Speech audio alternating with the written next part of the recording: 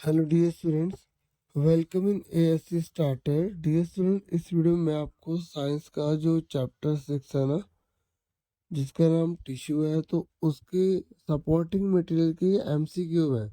ठीक है, तो आप देखो आपको कितना आता है और मैं आपसे क्वेश्चन यहाँ पूछूंगा, आपको बताना, फिर मैं आपको आंसर बताऊंगा।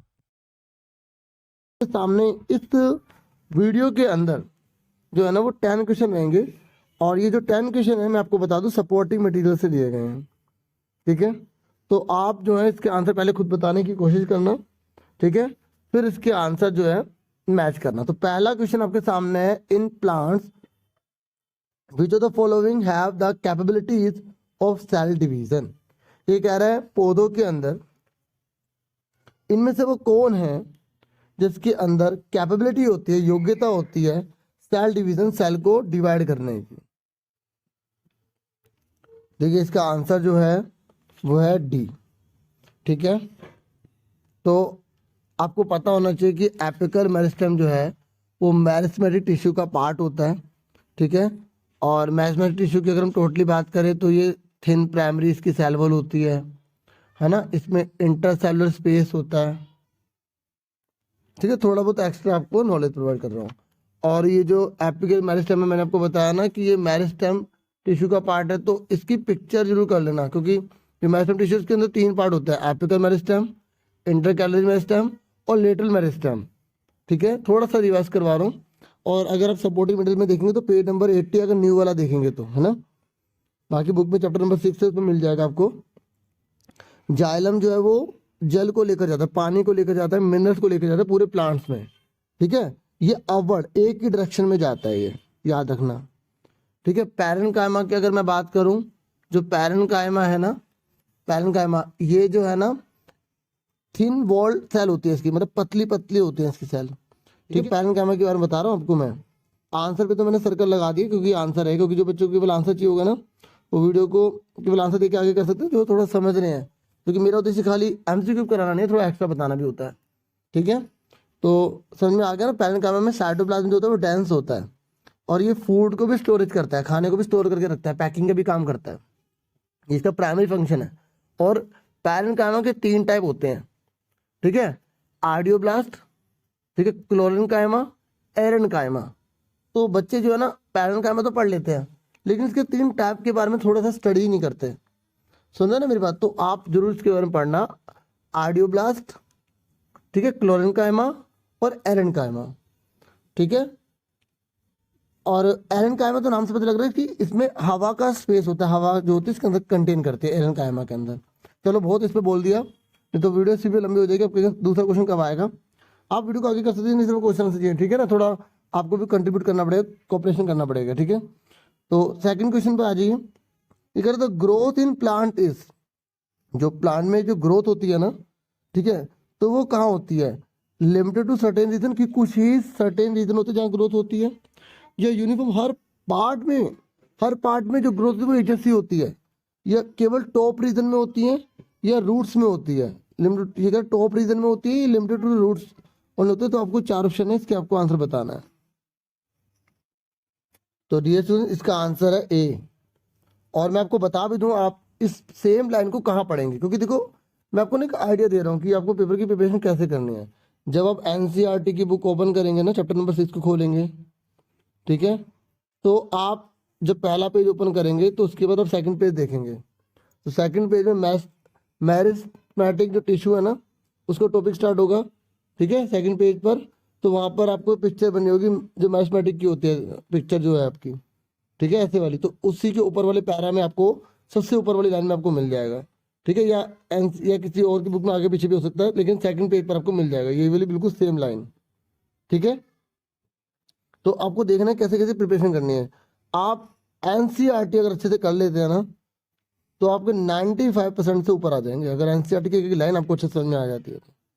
ठीक है, लेकिन एमसीक्यू भी करिए ताकि आपको पता लग सके एनसीईआरटी में करना कैसे है। ठीक है, नेक्स्ट है intercalary meristem are found. ये कह रहे इंटर कैलरी मेरिस्टेम जो है वो कहाँ पाया जाता है, तो आपको इसका आंसर बताना है। At internodes and base of leaves, at growing tips of roots, beneath the bark, at tips of stem. तो 4 ऑप्शन आपके सामने, आपको इसका आंसर बताना है। तो देखिए इसका जो आंसर है इंटरकैलरी मेरिस्टेम का, ये इसका आंसर है ए। ठीक है, आपको ये भी बता दो कि ये जो है ना, ये दोनों में कलर चेंज करके बता दो, ये दोनों है ना, ये पाए जाते हैं एपिकल मेरिस्टेम में। ठीक है, और ये वाला जो बाकी बचा है ना आपका लेटरल, उसमें। ठीक है, तो मैंने आपको बता दिया इसका आंसर क्या है, इसका आंसर है ए। ठीक है, समझ में आ गई ये कहाँ पाए जाते हैं, कहाँ पाया जाता है, और ये वाला कहाँ पाया जाता है। हमें पूछा था केवल इंटरकैलरी का, तो मैंने आपको ए बता दिया इसका आंसर। अब उसके बाद आ जाइए 4th क्वेश्चन पर। ये कह रहा है cell of the tissue have dense cytoplasm. जिसने आपके शुरू का पहला क्वेश्चन पे नोटिस किया ना, तो मैंने बताया था डेंस साइटोप्लाज्म जो है वो किस में होता है, और थिन सेलुलोज वॉल होती है इसकी, और प्रोमिनेंट न्यूक्लियस भी होता है इसके अंदर। अब 3 चीजें बता दी, तो आपको आराम से पता लगना चाहिए कि इन चारों में से किस में पाया जाता है। ठीक है, तो इसका आंसर जो है आपको सीधा बता दूं, आंसर है मेरिस्टेम। ठीक है, तो आपको याद रखना है कि जिसमें डेंस साइटोप्लाज्म होता है, थिन सेलुलोज होता है, ठीक है, वो कौन है, मेरिस्टेम। ओके, नेक्स्ट पर आ जाइए। ये कह रहा है डेड लॉन्ग, देखो मरी हुई आ गया, नाम बता दिए, मरी और लंबी है और नैरो है, नैरो सेल है। ठीक है, और ये प्लांट में किस टिश्यू से बिलोंग करती है, देखो मरी हुई है। ठीक है, आपको बताया था मैंने, पैरेन्काइमा, कोलेनकाइमा, स्केलेनकाइमा 3 होते हैं, बताया था ना मैंने अभी आपको। तो जो पैरेन्काइमा है उसके अंदर मैंने आपको बताया था 3 चीजें होती है, आइडियोब्लास्ट, क्लोरेनकाइमा और एरेनकाइमा, बताया था ना। तो मैं आपको बता दूं कि जो पैरेन्काइमा है और जो कोलेनकाइमा है ना, जो पैरेन्काइमा और जो कोलेनकाइमा, ये दोनों लिविंग होते हैं। ठीक है, स्केलेनकाइमा जो है ना वो डेड होता है। आपने नारियल देखा है, नारियल, नारियल के ऊपर ये जैसे नारियल है तो इसके ऊपर ऐसे ये जो बाल से होते हैं ऐसे हस्क, ये सारा ये क्या होता है, ये डेड होता है। और ये डेड पता क्या चीज होती है, स्केलेनकाइमा। ठीक है, समझ में आ गई आपको। 5वें का आंसर क्या आ गया, बी। क्लियर हो गया। 6 पर आ जाइए, बोन जो है वो किसका एग्जाम्पल है। देखो बोन जो है ना वो जुड़ी हुई है, जुड़ रही है ना। ठीक है, जो और हमारे पूरे शरीर को एक आकार दे रही है, जोड़ने का काम कर रही है, हाँ या ना। तो जो जोड़ने का काम करते हैं ना वो कनेक्टिव टिश्यू होते हैं। ठीक है, तो आपको पता होना चाहिए बोन क्या है, कनेक्टिव टिश्यू है। क्या है, कनेक्टिव टिश्यू। और अगर मैं आपसे पूछूं ब्लड क्या है, ब्लड, तो ब्लड भी क्या है, कनेक्टिव टिश्यू है। ठीक है, तो बोन किसका एग्जाम्पल है, कनेक्टिव टिश्यू का एग्जाम्पल है। मैं थोड़ा सा आपको कनेक्टिव टिश्यू और बता देता हूँ, ठीक है, ताकि आपको अच्छे से और चीज पता लग जाए। ठीक है, तो देखो जो एक तो मैंने आपको बता दिया ब्लड है कनेक्टिव टिश्यू। ठीक है, दूसरा मैंने आपको बोन बता दिया। ठीक है, और तीसरा कार्टिलेज, कौन सा, कार्टिलेज। जो आपका कान है ना, कान, वो कार्टिलेज का बना हुआ है, इसका कार्टिलेज का। ठीक है, तो आपको अच्छे से पता होना चाहिए कि कौन कनेक्टिव टिश्यू होते हैं। क्लियर हो गया, बोन है, कार्टिलेज है, और आपका कौन सा है, ब्लड है। ठीक है, और अगर हड्डी को हड्डी से जोड़े तो आपको पता है ना, जब हड्डी को हड्डी से जोड़ते हैं उसे लिगामेंट कहते हैं, है ना। और हड्डी को मांस से जोड़ते हैं ना, बोन टू बोन अगर को कनेक्ट करते हैं ना, तो वो क्या कहलाता है, लिगामेंट। और बोन टू मसल अगर ऐड करते हैं तो उसे बोलते हैं टेंडन। थोड़ी थोड़ी चीजें आपको बता रहा हूँ। तो इसका एग्जाम्पल, इसका आंसर क्या है, कनेक्टिव टिश्यू। क्लियर हो गया आपको, ठीक है ना। चलो आगे देखिए। देखिए थोड़ा सा ना मैं आपको थोड़ा और तंग करूंगा, एपिथेलियल टिश्यू और मस्कुलर टिश्यू के बारे में थोड़ा सा बताऊंगा। देखिए एपिथेलियल टिश्यू के नाम सुन लो, क्योंकि देखो आप ना कान में लीड लगा के 5-6 बार वीडियो को सुनेंगे ना, आपको याद ही हो जाना है। ठीक है, काफी चैप्टर इसमें कवर हो जाएगा आपका। एपिथेलियल जो टिश्यू है ना उसके बहुत सारे टाइप होते हैं।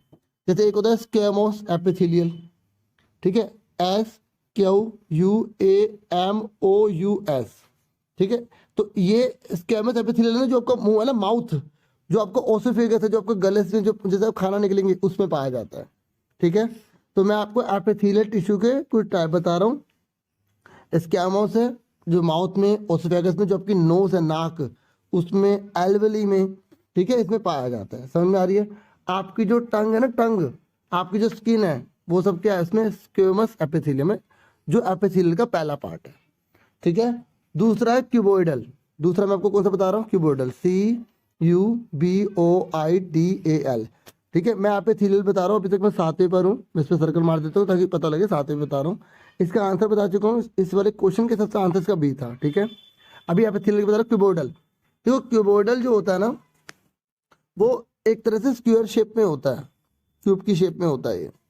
ठीक है, और ये ना हमारे थायराइड, जो हमारा थायराइड है ना, जहाँ पे थायरोक्सिन हार्मोन पाया जाता है, किडनी है, ठीक है, जो हमारा सैलिवरी ग्लैंड है। अगर आपको ये पता नहीं लग रहा है कहाँ पर है, अभी ना 5-6 बार सुन लो कि क्यूबोइडल यहाँ है, तो अगर एग्जाम में बोलोगे सैलिवरी ग्लैंड कहाँ है तो बोलोगे क्यूबोइडल में है, आप आराम से बता दोगे। सुन रहे मेरी बात। और जो मेल के अंदर जो पुरुष है, मेल है, उनके टेस्टिस में, और जो फीमेल है उनमें ओवेरिस में पाया जाता है। ठीक है, जिसे गोनाड्स कहते हैं। ठीक है, GONADS। तो इसमें कौन सा है आपका क्यूबोइडल है। क्लियर हो गया। तीसरे नंबर पर होता है कोलमर, COLUMMAR। ठीक है, कोलमर ये पिलर की तरह होता है, खंबे की तरह होता है, पिलर की तरह। ठीक है, पिलर लाइक होता है यार ना। पिलर लाइक किसे कहा जाएगा तो बोल देना कोलमर को बोला जाता है। ये हमारा जो स्टमक है ना उसकी इनर लाइनिंग में होता है। ठीक है, लाइनिंग जो होती है ना उसमें पाया जाता है। ठीक है, स्टमक में, लाइनिंग में। ठीक है, और जो विली है ना, विली जो हमारी इंटेस्टाइन होती है, ठीक है, उसमें प्रेजेंट होता है विली। विली याद रखना, VILLI। ये मैंने जो विली बताया आपको किसका बताया, कोलोमर एपिथेलियम का। अब उसके नेक्स्ट पर आ जाओ, फोर्थ सिलेटेड, CILIATED। ठीक है, सिलेटेड। सिलेटेड जो है ना वो हमारे किडनी के जो ट्यूब्यूल्स होते हैं, किडनी के जो ट्यूब्यूल्स होते हैं, ठीक है, ओविडक्ट होता है।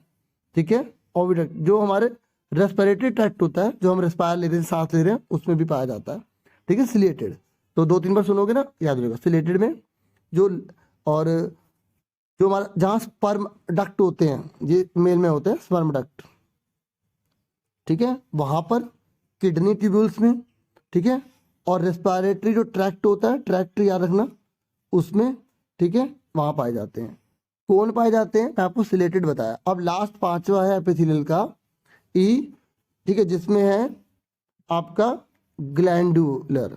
ग्लैंडुलर, ठीक है, ये जो ग्लैंडुलर है ना एपिथेलियम, ये जो है ना ग्लैंड सेल कहलाते हैं। ग्लैंड यार है ना, ग्लैंड, ग्लैंडुलर से ग्लैंड, GLAND, ग्लैंड। ठीक है, ग्लैंड में पाई जाती है।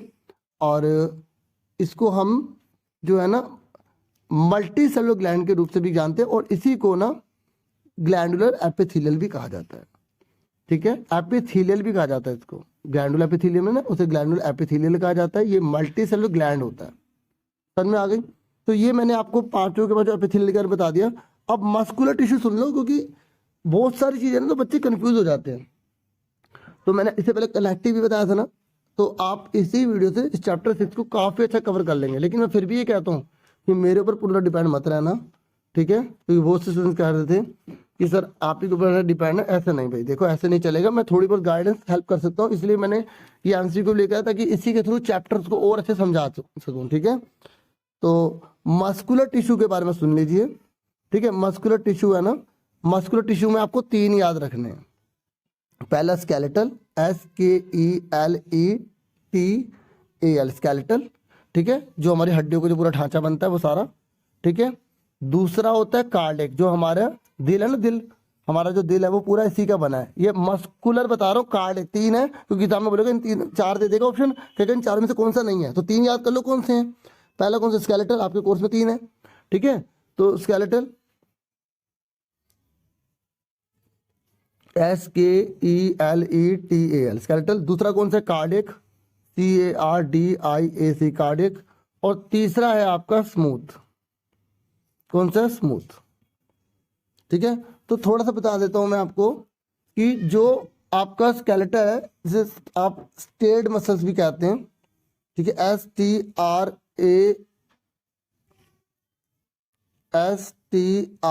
STRAIATED, state. ठीक है, तो इसमें ये वॉलेंट्री मसल्स होती हैं यार है ना, वॉलेंट्री होती हैं। वॉलेंट्री पता ना किसे कहते हैं, जो हम अपनी मर्जी से काम कर सकते हैं। आप अपने हाथ को अपनी मर्जी से हिला सकते हो ना, हाँ या ना। ये आप कहोगे हाथ रुक जा तो रुक जाएगा ना, है ना। तो ये वॉलेंट्री मतलब हमारी मर्जी से होती है। दूसरे कार्डिक, कार्डिक जो होते हैं ना वो इनवॉलेंट्री होते हैं बच्चों। क्या होते हैं, इनवॉलेंट्री। इनवॉलेंट्री का मतलब होता है जो हमारी मर्जी से होते हैं। आपका जो दिल धड़क रहा है बच्चों, क्या वो आपकी मर्जी से हिल रहा है, बताइए। नहीं ना, तो वो इसलिए वो क्या आएगा, इनवॉलेंट्री आएगा, जो हमारी मर्जी से नहीं होते हैं, ठीक है। और उसके बाद जो है तीसरा जो मैंने आपको बताया स्मूथ मसल्स, इसका एक और नाम होता है नॉन स्टेटेड, STRIATED,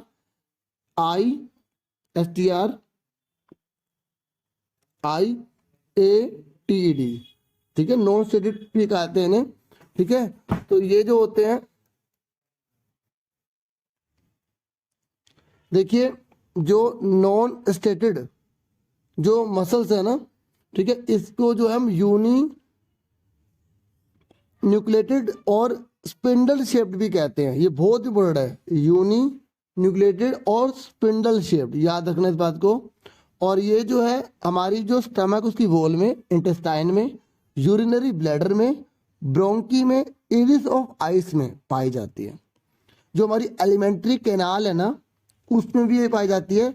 और याद रखना कि नॉन स्टेटेड मसल्स भी इनवॉलेंट्री होती है, ये हमारी मर्जी से काम नहीं करते हैं।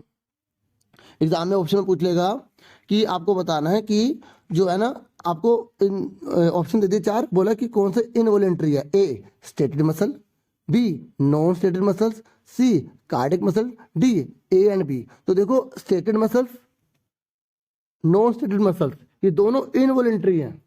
जो ठीक है, सॉरी मैंने गलत बोल दिया, जो कार्डियक मसल है और जो नॉन स्टेटेड मसल्स हैं वो जो है इनवॉलेंट्री हैं। जो स्टेटेड मसल्स होती हैं वो जो होती है वॉलेंट्री होती है, ठीक है। थोड़ा करेक्शन कर लेना, मैं दोबारा बता देता हूँ कि देखिए जो ऑप्शन दिए वो निकाल दे देते हैं। तो स्टेटेड मसल्स वॉलेंट्री होती है, मतलब हमारी मर्जी से काम करती है। कार्डियक मसल और नॉन स्टेटेड मसल जो होती है वो इनवॉलेंट्री होती है, ठीक है। क्लियर हो गया। अब आ जाओ वापस क्वेश्चंस पर।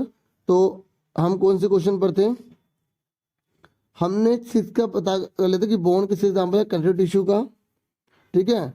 और which animal tissue usually separated from the underlying tissue bye an extra cellular fibrous basement membrane. आप 7th का आंसर बताना था, तो 7th का आंसर आपका है, तो डियर स्टूडेंट आपसे 7 में पूछा गया कि which animal tissue usually separated from the underlying tissue bye an extra cellular fibrous basement membrane, ठीक है। तो इसका जो आंसर है वो है आपका एपिथेलियल टिश्यू, ठीक है। क्लियर हो गया।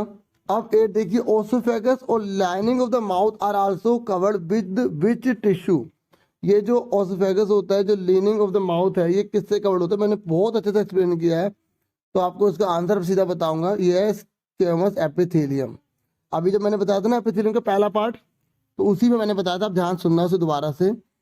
उसके बाद 9th है husk of coconut is made of which tissue. मैंने ये भी आपको अच्छे समझा दिया था, जो कोकोनट जो हस्क होती है, ठीक है, जो आप इस तरह से बाल से लग रहे थे ब्राउन ब्राउन, तो वो किसकी होती है, वो डेड होती है। तो स्कैलेंकाइमा या स्कैलेंकाइमेटोस टिश्यू, ठीक है। और उसके आज का लास्ट क्वेश्चन है, मसल्स कंटेन स्पेशल प्रोटीन।